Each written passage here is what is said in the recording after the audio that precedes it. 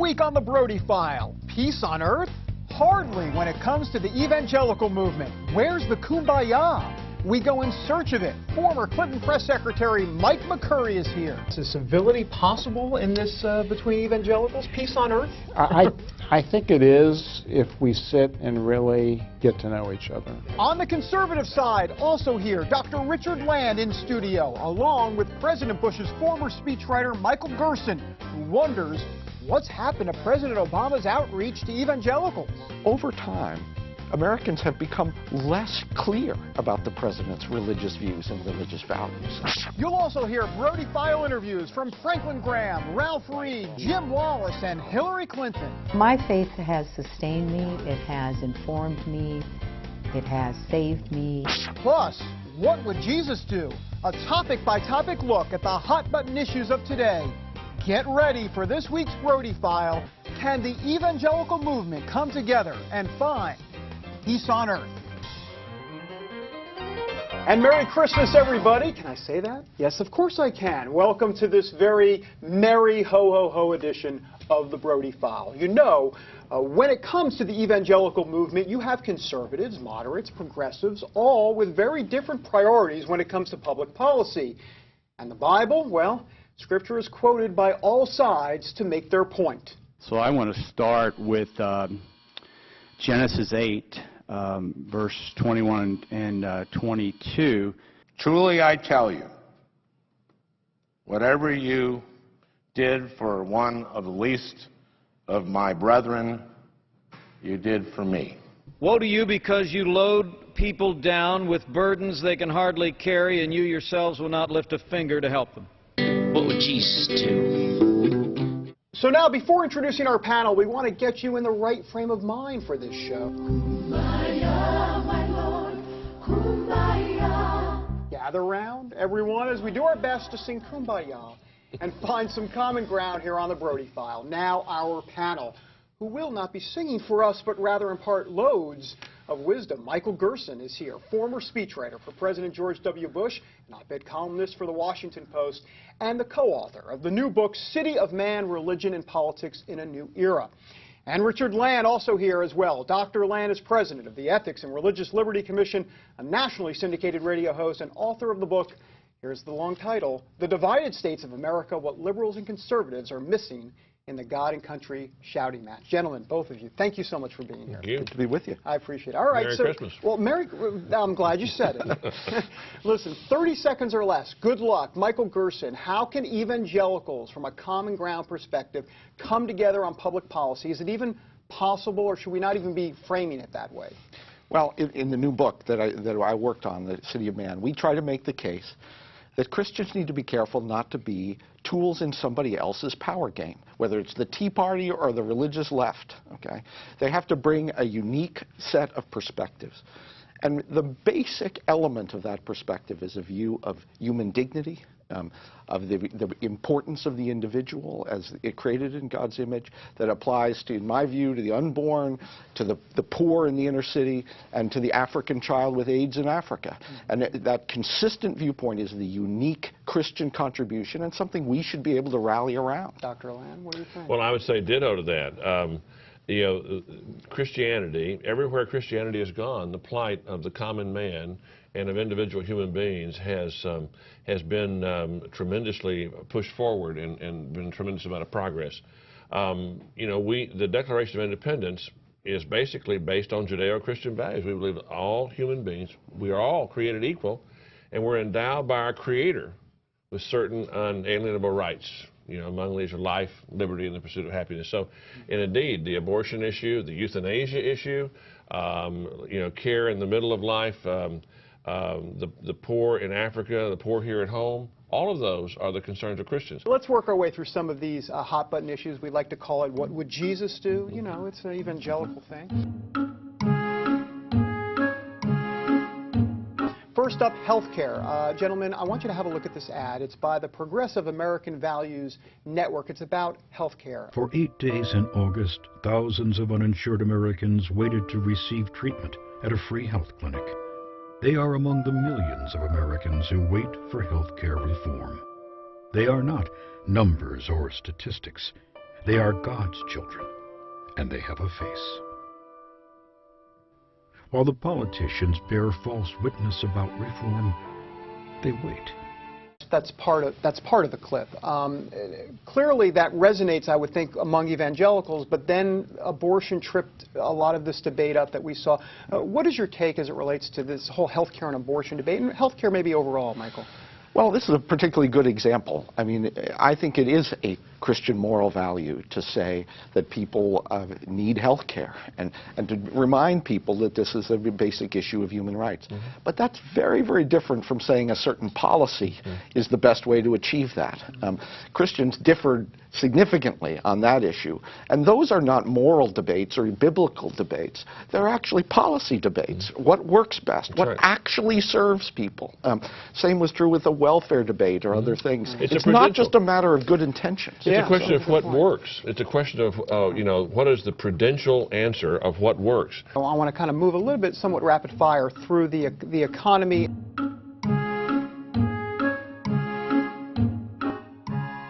I want you to listen to conservative Ralph Reed and also the progressive Jim Wallace. They sound very similar if you listen to what they're saying about the economy and morality, greed, Wall Street. Have a listen. If you don't have people, David, who operate according to the golden rule and according to basic internal values of right and wrong, you end up with things like the crisis on Wall Street, which was not just a fiscal crisis, let's be clear. It was also a crisis of a lot of people gaming the system, a lot of people over-leveraging in debt, violating a lot of basic biblical principles of a sound economy. How did we get to the place where our cultural maxims are things like, greed is good, it's all about me, and I want it now? Those kinds of maxims have consequences for an economy, for a culture, for our children, for our values. Michael Gerson, isn't this an area where it seems like progressives and evangelicals might find some common ground? Greed, corruption, Wall Street? There's really no system so perfect that people don't need to be good. And that is an emphasis Christians need to bring on capitalism. Free markets are the best way to organize a productive society that rewards effort and enterprise. I completely agree with that.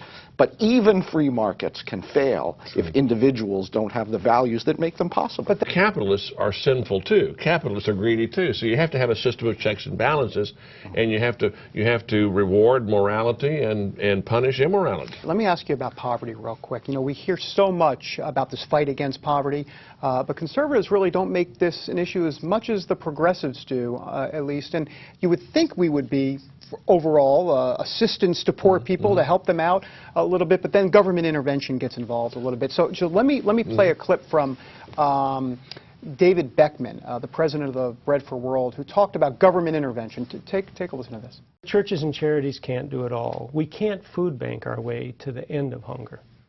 So food banking, helping our neighbor in need, that is really important. But we've also got to get our powerful government to do its part. I have yet to meet a voter, I have yet to meet a politician who says, you know, I don't care about hungry kids. We all do. So there are some things that we can do so we don't have 1 in 4 kids in this country running out of food. The binding constraint is will, political will especially, to reduce hunger and poverty. And I think that political will can come out of the hearts of people who've experienced God's love in Jesus. I think the most creative public policy is for government, instead of providing those services themselves through bureaucracies, to find ways to empower individuals and communities to provide those services. That's kind of a middle ground in this debate. You can hurt with the helping hand. It's really possible.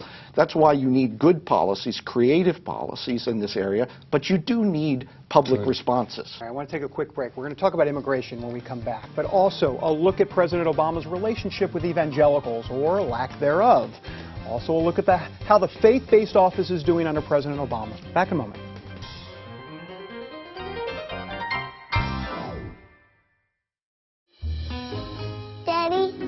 Yeah, buddy.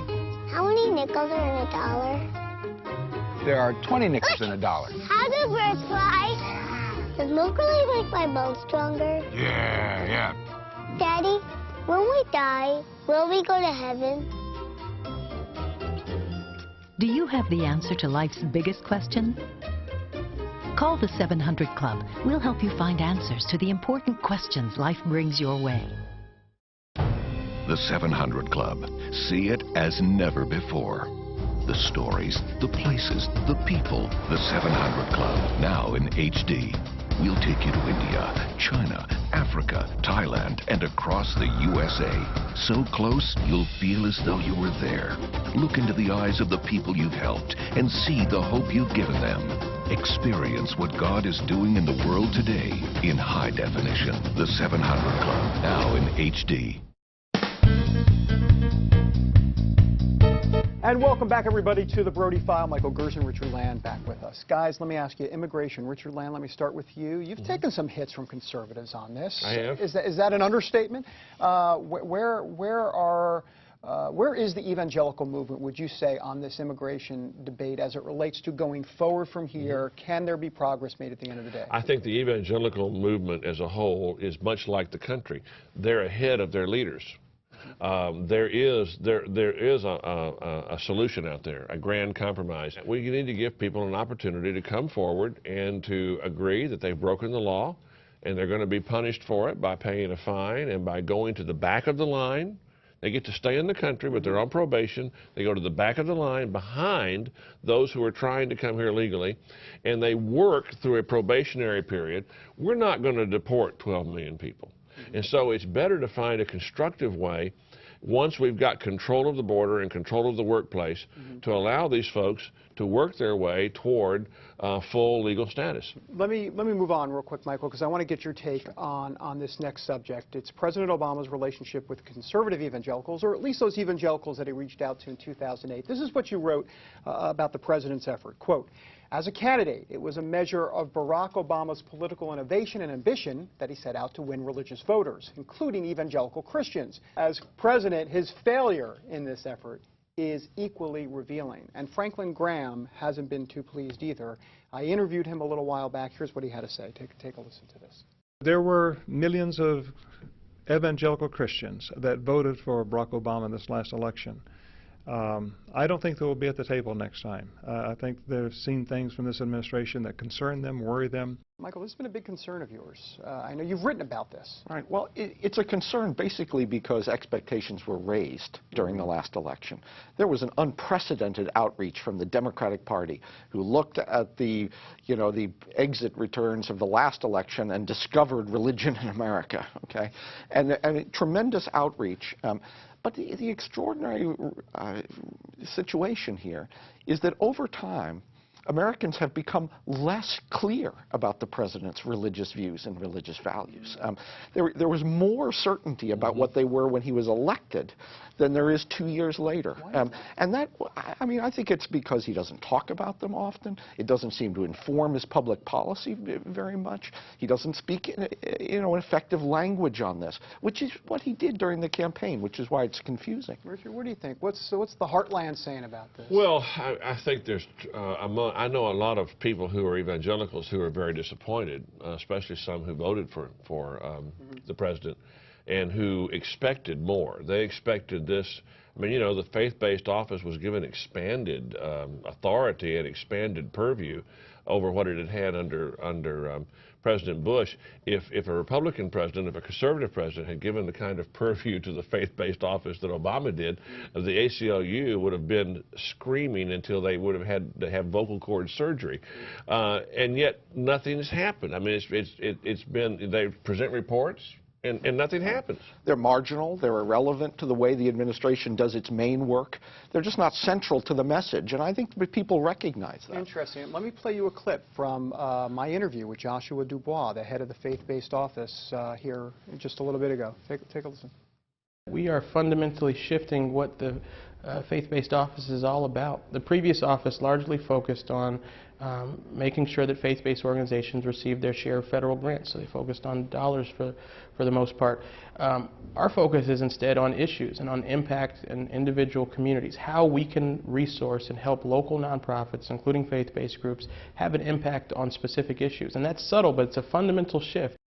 Michael? I think a little too subtle. I think that there's very little measurable impact there. I was a member of the senior White House staff during the Bush administration. The faith-based office had a place at the table in the consultations of the senior staff on important issues. That's not true in this current administration. They're very marginal. But that wouldn't be the impression initially when he took office that we thought we were going to get from this faith-based office. No. I mean, if you look at the purview they were given, it was expanded. I mean, their charter was very much expanded considering what it had been under Bush, where it was much more narrowly focused. You're absolutely right. I was there when some of those meetings took place, and the president he made it very clear the presidential authority was behind the faith-based office in the Bush administration.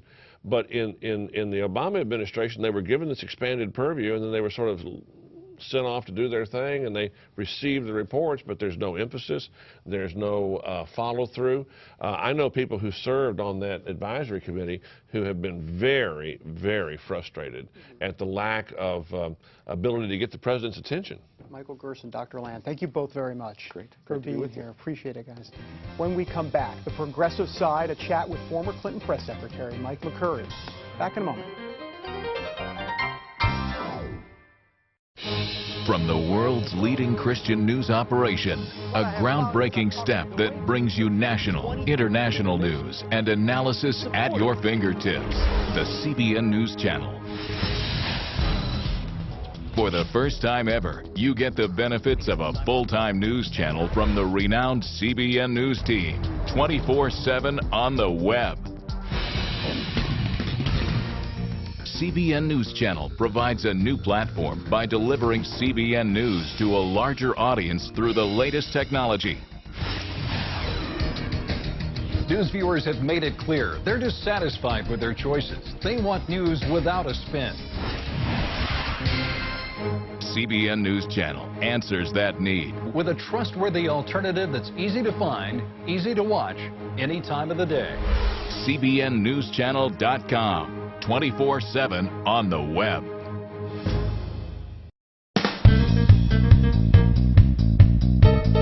And welcome back, everybody, to the Brody File. We're now joined by a very special guest. You may remember him from the Clinton years. Yes, the man behind the podium, dealing with that pesky press, all those people, and answering those fun questions, former press secretary for President Clinton, Mike McCurry. Mike, thank you for being here. Great to be with you. And let me talk to you a little bit about this whole idea of common ground. We hear that phrase all the time in evangelical circles. And I talked to Tony Perkins earlier, and he talked a little bit about these progressive evangelicals and what he believes some of their motives are and where they're coming from, at least their point of view. Take a listen and look at the monitor here. Take a look.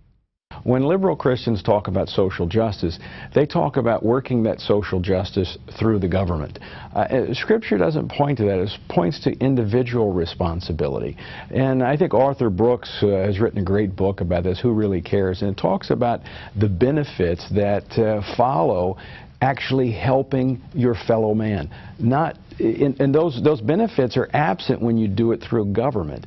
Mike, it seems that the government intervention seems to be a major sticking point between both sides. What's your sense on that? Well, you know, we need government for many things, among other things, to kind of keep us secure, to protect us from external threats, to help us live in the kind of communities that we want to have. So I think Tony's a little bit wrong there. The tool of government is what we have to use prudently to help us when we need help. Mm-hmm. I don't disagree with him that individual action, and particularly individual action based on our faith, what we do to reach out to the least, the last, the lost, what Matthew 25 calls us to do to take care of those who are homeless, in need, and who, you know, really want us to respond as a community. That is kind of how many of us on the progressive left see the tool of government. There is a segment of the show that we did earlier. We call it the Kumbaya section. Kumbaya, my Lord, Kumbaya. Where, you know, can we not just all hold hands? And to quote, I guess, the philosopher Rodney King from the LA riots, can we all just get along? But tell me a little bit when it comes to common ground. Where are some areas that evangelicals, from conservative to progressive, can actually make a difference and come together? I think when it comes to poverty and attacking the root causes of poverty globally and in our own communities, there's a lot of work that's being done by Christian evangelicals on the right, by progressives on the left, to say, look, there's an agenda there that we agree that we have to address together because we are called to take care of those who are poor. Protecting God's creation. You know, this is a beautiful world that we've created, and I think increasingly we see in wanting to protect this planet and coming together around things that we can do to make sure that we don't destroy the fragile nature of our ecosystems. We see some real commonality there between right and left, where some things that we can do to work together. I think when it comes to peace, how do we advance, you know, a world in which we free ourselves of war, that we truly are the blessed peacemakers that we are called to be by Scripture? I think there are some things that unite us there. The one that's always around is abortion. I mean, Well, and then where do you go on that? And it is there, and it will be there, and I think that's important to name the differences that we have there. There's no question to me that people who, in good faith, believe that life begins at conception, and who think that it is an abomination, in fact, murder, for abortion to occur, have to make the moral case stridently that we have to end all abortions. I think those of us who are not as sure of when, you know, God gives us that divine spark, who maybe have a more tolerant view of the question of abortion and see from the perspective of the woman that sometimes that's the only awful choice that's available, we take the position, all right, we want to work to make abortion, as we said in the Clinton years, safe, legal, and rare. And I would actually put rare at the top of that list. You know, Democrats talked a lot about these issues in 2008. I mean, you had Barack Obama, and you had a lot of these faith forums. Hillary Clinton was out there, and I actually interviewed Hillary Clinton as it relates to her faith. And she talked, I mean, she talked at length, good 45 minutes or so, about faith and politics and some of the personal difficulties during that time. Here's a little bit about her faith. Take a listen to this. My faith has sustained me, it has informed me, it has saved me, it has chided me, it has challenged me, and I don't know who I would be or where I would be had I not been given that gift of those, you know, years of, you know, tutelage through my faith. I've seen her at some moments of extreme pain caused, frankly, by the behavior of her husband.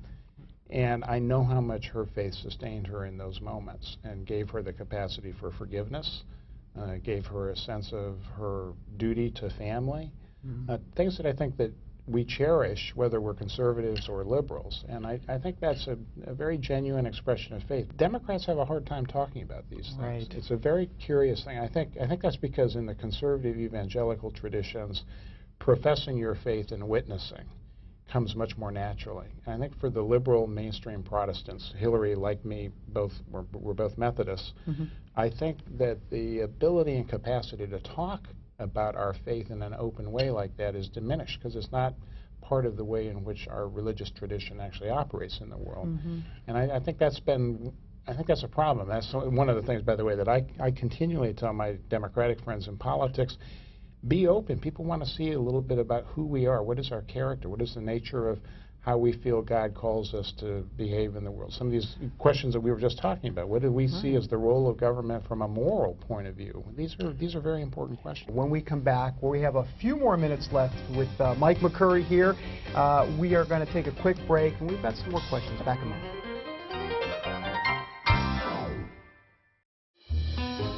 Daddy, Yeah, buddy. how many nickels are in a dollar? There are 20 nickels in a dollar. How do birds fly? Does milk really make my bones stronger? Yeah. Daddy, when we die, will we go to heaven? Do you have the answer to life's biggest question? Call the 700 Club. We'll help you find answers to the important questions life brings your way. The 700 Club. See it as never before. The stories, the places, the people. The 700 Club, now in HD. We'll take you to India, China, Africa, Thailand, and across the USA. So close, you'll feel as though you were there.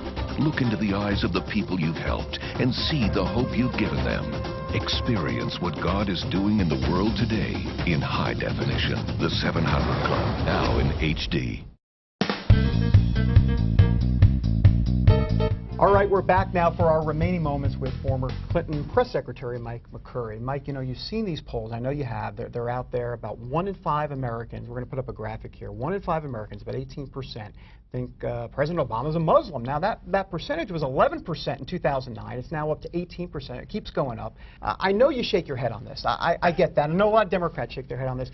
But you would think politically, at least. I mean, if you're in the White House, and, you know, you got to be going, it's easy to blow it off. But at the same time, what do you do? I'd say 1 in 5 people probably think the moon is made of green cheese, too. But, you know, look, there are people who just won't want to believe anything positive about Barack Obama, and 20% is probably an accurate number. There are just people who are Obama haters, and just like there were people who were Bill Clinton haters, just like there were people who were George Bush haters. I think any good political operation has to look beyond that. Now, I do think it's hard for Barack Obama to, if you're not actively involved in a worship experience every Sunday here in Washington when you're in town, it's hard to not, you know, you don't see those pictures of the president walking to church, you know, going with his family. Now, he is devout and worships regularly as a faithful Christian. He's very close to the chaplain at Camp David, where his family spends a lot of weekends. In future programs, you're going to have all the candidates who are going to run for president against Obama on the Republican side probably here on this program, and you'll ask them, what does religion mean to them? I think it's a fair question, and I think President Obama will answer that too. But there will always be a percentage that just won't get it. Won't get it. All right, let me ask you one last thing before we let you go. You wrote this back in 2008. This is a quote from you about the president, a little bit about holding his feet to the fire to a degree on some faith issues. Quote, President Obama will need to fulfill promises he made to care about those who suffer at home and around the world. The media and conventional pundits may not know that Obama pledged to end childhood hunger in America by 2015, but a lot of religious people will remember. Those who have volunteered as missions to the poor in developing lands will remember Obama's promise to double foreign assistance.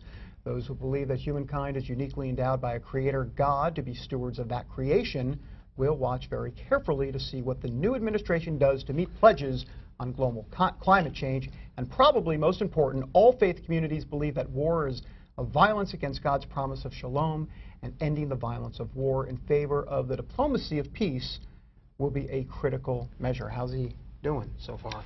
Well, we're still watching. Yeah. I think on a lot of those things you have to say it's incomplete, and we know the reasons why. We know there's extreme pressure around budget.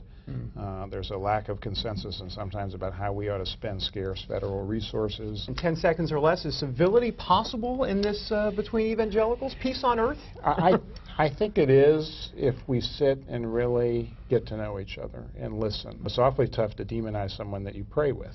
And I think that bringing us together so that we can reflect on what our values are and what we are guided to by God and by Scripture, I think that's another way to help us. Real pleasure for you coming in. Thank Great. you so much. Mike McCurry, not at the press podium, at this podium, or whatever this is, a table. Thank you, Mike. Great being here. Appreciate it. That's it for this week on the Brody File. We do hope you have a very Merry Christmas. We're back with new shows and newsmakers after the first of the year. Until then, God bless. Have a wonderful holiday.